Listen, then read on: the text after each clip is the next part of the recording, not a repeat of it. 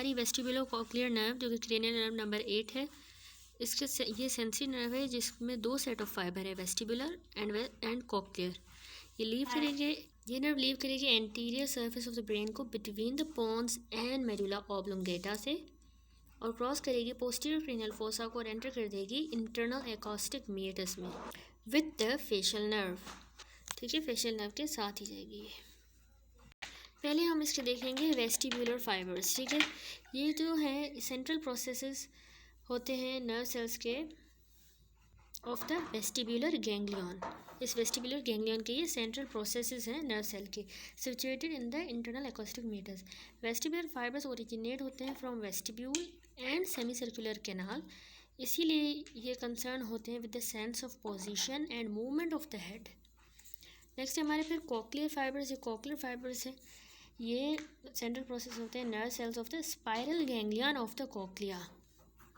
Cochlear fibre originate होते हैं in the spiral organ of कॉर्टी और इसीलिए कंसर्न होते हैं विद हियरिंग। नेक्स्ट है हमारी glossopharyngeal nerve, cranial nerve number 9। Glossopharyngeal mixed motor and sensory nerve है। ये इमर्ज होगी anterior surface of the medulla oblongata से between the olive and the inferior cerebellar peduncle. ये पास होती है laterally in the posterior cranial fossa और leave कर देगी स्कल को by passing through the jugular foramen.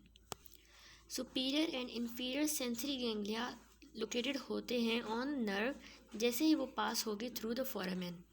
ठीक है, ये इसका सुपीरियर गैंग्लियन और ये इसका इंफीरियर गैंग्लियन। ग्लोसोफेरिंजियल नर्व फिर डिसेंड होगी through upper part of the neck in the back of the tongue. Important branches हम इसकी देखेंगे।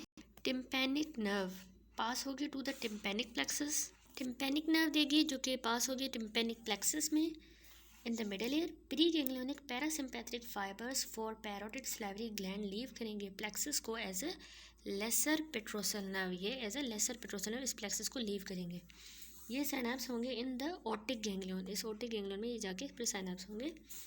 पोस्ट गैंग्लियोनिक फाइबर अटैच होंगे to the auriculotemporal nerve, a branch of trigeminal की जो mandibular division है उसकी ब्रांच है, और फॉलो करेंगे that to the parotid gland. फिर है हमारी कैरोटिड नर्व, इसकी branch. It contain sensory fibre from the carotid sinus.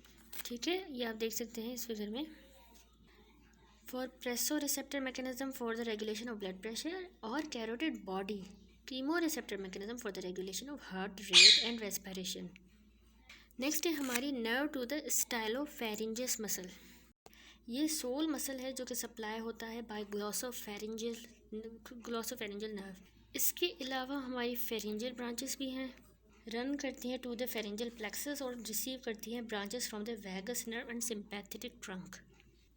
Lingual branch carry करती है जनरल सेंसरी और taste fibres from mucous membrane of the posterior third of the tongue including vallate papillae. Glossopharyngeal nerve assist करती है स्वेलविंग में, salivation को promote करती है। ये कंडक्ट करती है sensation from the pharynx and back of the tongue से, कैरी करती है impulse which influence the arterial blood pressure और respiration from the carotid sinus and carotid body. 10th cranial nerve हमारी वैगस नर्व पढ़ेंगे। Vagus nerve compose होती है motor और sensory fibre से और it has most extensive distribution of all the cranial nerve. ठीक है, ये इमर्ज होगी anterior surface of the medulla oblongata से between the olive and inferior cerebellar peduncle. Nerve pass होगी laterally through the posterior cranial fossa और leave कर देगी skull को through jugular foramen. Vagus nerve के सुपीरियर और इंफीरियर सेंसरी गैंग्लिया होते हैं। Below the inferior ganglion cranial nerve root of the accessory nerve join कर देता है वैगस नर्व को और डिस्ट्रीब्यूट करता है mainly in its pharyngeal and recurrent laryngeal branches. Vagus nerve descend करती है through neck along the side of the carotid artery और इंटरनल जगुलर वेन हमारी कैरोटिड शीथ के अंदर।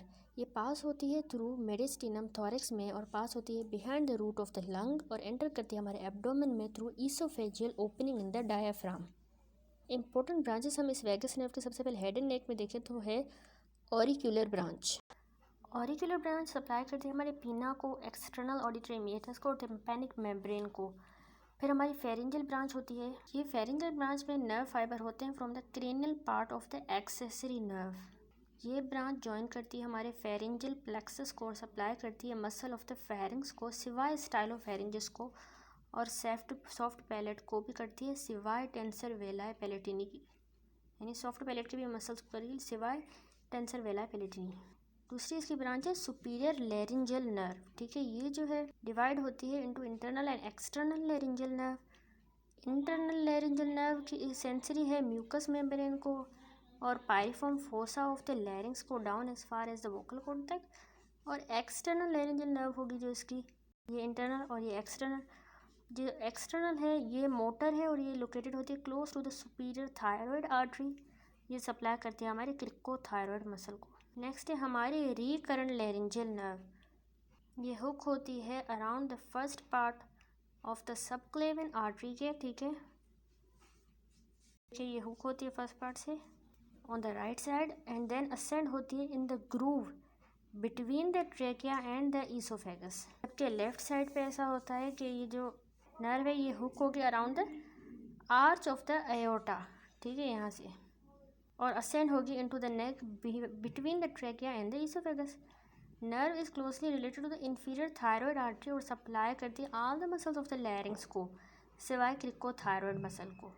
Mucus membrane of the larynx को बिलो द वोकल कॉर्ड और mucous membrane of the upper part of the trachea को। Vagus, फिर vagus nerve की हैं कार्डियक ब्रांचेस। कार्डियक ब्रांचेस जो हैं 2 या 3 अराइज होती हैं नेक में, डिसेंड करती हैं इनटू द थोरैक्स और एंड हो जाती हैं in the cardiac plexus. Vagus nerve से इनर्वेट करती है एक्सटर्नल एयर को, लैरिंग्स को, फेरिंग्स को, ट्रैकिया, सर्वाइकल ईसोफेगस को बिलो नेक। वेगस सप्लाई करती है parasympathetic fibres to the thoracic viscera और much of the alimentary tract को from oesophagus to the splenic flexure of the colon तक। ये आल्सो सप्लाई करती है gland associated with the alimentary track जैसे कि हमारे लिवर और पैनक्रियास। नेक्स्ट है हमारी accessory nerve, cranial nerve number 11। इसका मोटर, ये एक मोटर नर्व है और इसमें कंसिस्ट करती है क्रेनियल रूट पार्ट को और स्पाइनल रूट या पार्ट को। क्रेनियल रूट अगर देखिए तो क्रेनियल रूट इमर्ज होगा from anterior surface of the medulla oblongata between the olive and inferior cerebellar peduncle. Nerve run करेगी laterally in the posterior cranial fossa और ज्वाइन करेगी spinal cord को।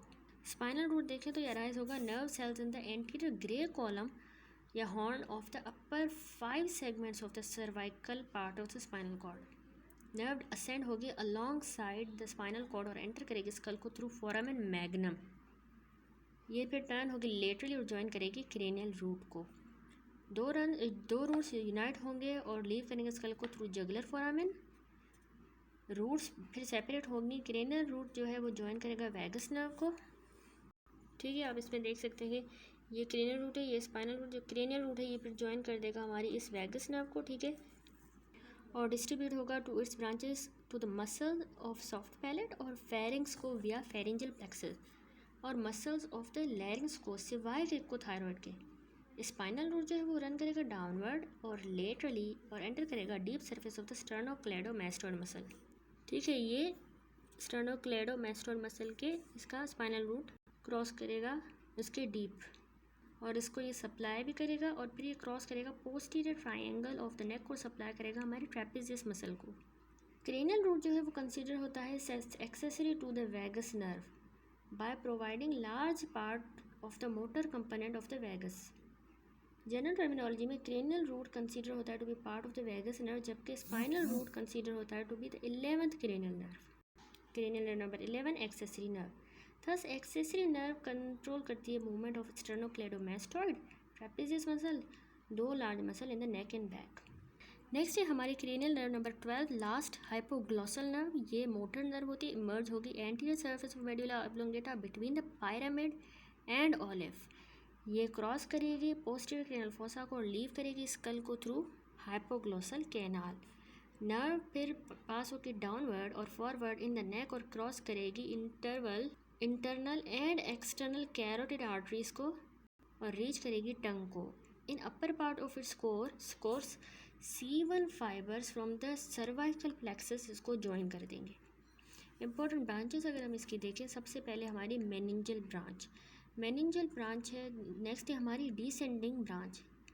C1 fibres पास होंगे downward और join कर देंगे descending cervical nerve को C2 and C3 और बना देंगे हमारा एंसा सर्विकैलिस। ठीक है, branches from this loop supply करते हैं हमारे ओमोहायोइड मसल को, स्टर्नोहायोइड एंड स्टर्नोथायरॉइड को। फिर हमारी nerve to the thyrohyoid muscle C1, nerve to the thyrohyoid muscle, ये आप देख सकते हैं ये C1 से है। फिर है हमारी muscular branches to all muscles of the tongue except palatoglossal muscle, जिसको फेरेंजियल प्लेक्सस से सप्लाई होता है वो। लास्ट है हमारी nerve to the geniohyoid muscle, ठीक है, ये जो है C1 से। हाइपोग्लोसल नर्व थस इनर्वेट करती है मसल ऑफ टंग को सिवाय पैलेटोग्लोसस को, और इसीलिए कंट्रोल करती है शेप और मूवमेंट ऑफ टंग को। अब हम क्लिनिकल्स करेंगे। सबसे पहले है cranial nerve clinical testing. Systemic examination 12 cranial nerve की इंपॉर्टेंट पार्ट होती है। Examination of every neurologic patient, ये रिवील कर सकती है लेजन क्रेनियल नर्व न्यूक्लियस की या क्रेनियल के सेंट्रल कनेक्शंस की, या ये शो कर सकती है interruption of lower motor neurons. Testing olfactory nerve की इंटेग्रिटी। अप्लाई करें हम सब्सटेंसेस डिफरेंट खुशबू वाले, ऑर्डर वाले, स्मेल वाले to each nostril, in turn test कर सकते हैं ओल्फैक्टरी नर्व को। ये हमें बात पता होनी चाहिए कि फूड फ्लेवर डिपेंड करता है ऑन सेंस ऑफ स्मेल, ना कि सेंस ऑफ टेस्ट पे। फ्रैक्चर एंटीरियर क्रेनियल फोसा के या सेरिब्रल ट्यूमर्स फ्रंटल लोब के प्रोड्यूस कर सकते हैं lesions of the olfactory nerve with consequent loss हो सेंस ऑफ स्मेल का, जिसको हम कहते हैं एनसोमिया। नेक्स्ट है टेस्टिंग ऑप्टिक नर्व की इंटेग्रिटी। ऑप्टिक नर्व इवेल्यूएट होती है बाय, हम पेशेंट से आस्क करते हैं वेदर एनी चेंज है उसके आई साइट में using charts and lines of prints with varying size. फिर हम टेस्ट करते हैं acuity of the vision. Retina और ऑप्टिक डिस्क भी एग्जामिन होती है विद ऑप्थेल्मोस्कोप। जब एग्जामिन की जाती है ऑप्टिक डिस्क, ये रिमेंबर रखना चाहिए कि intracranial subarachnoid space extend हो forward around the optic nerve to the back of the eyeball. Retinal artery और वेन रन करेंगी इन ऑप्टिक नर्व और क्रॉस करेंगे subarachnoid space of the nerve sheath को a short distance behind the eyeball. Rise हो अगर cerebrospinal fluid का pressure in the subarachnoid space, तो वो कंप्रेस कर देगी थिन वॉल रेटिनल वेन को जैसे ही वो क्रॉस करेंगे स्पेस को, जिसके नतीजे में कंजेशन होगी रेटिनल वेन्स की, इडीमा होगी रेटिना की, बल्जिंग होगी हमारी ऑप्टिक डिस्क की, पेपिलेडीमा। ठीक है, तो पेपिलेडीमा कुछ इस तरह से दिखेगी। उसके बाद हमें विजुअल फील्ड चेक करनी चाहिए। पेशेंट आस्क किया जाता है टू गेज स्ट्रेट अहेड किसी फिक्स्ड ऑब्जेक्ट को with the eye under test. Opposite eye को कवर किया जाता है। स्मॉल ऑब्जेक्ट फिर मूव होता है in arc around the periphery of the field of vision, और पेशेंट आस्क होता है वेदर वो देख सकता है या नहीं, वेदर वो देख सकता है किसी ऑब्जेक्ट को। ये इम्पोर्टेंट होता है कि वो मिस या लॉस ना कर दे या इम्पेयरमेंट ना हो जाए उसकी विजन की in the central area of the field. इसको हम कह देंगे सेंट्रल स्कोटोमा, लॉस हो सेंट्रल विजन का।